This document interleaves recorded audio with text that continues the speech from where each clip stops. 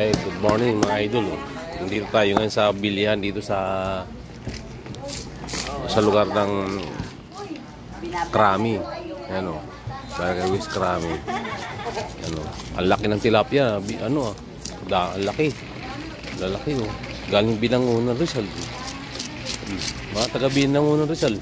Malalaki pala dyan ang tilapia sa inyo. Oh, ang laki. 1 kilo, siguro ang isang piraso niya na 5 kilo. Ano eh? Ayan oh, nililinisan ni ate. Oh. Oh, ang galing ni ate maglinis ng tilapia. Oh, bo. Ate, 5 kilo ba yan? Yan, isang piraso, 5 kilo. Ay, 1 kilo bag.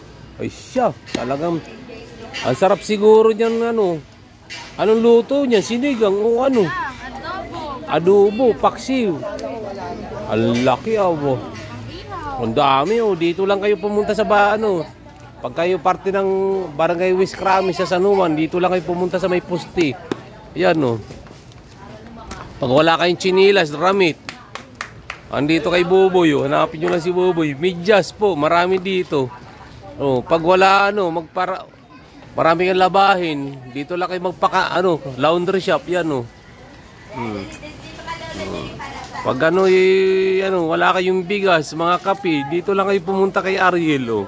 Oh, maraming bigas diyan. Oh. Yan. Marami ditong mabibilhan ng mga kung ano-ano.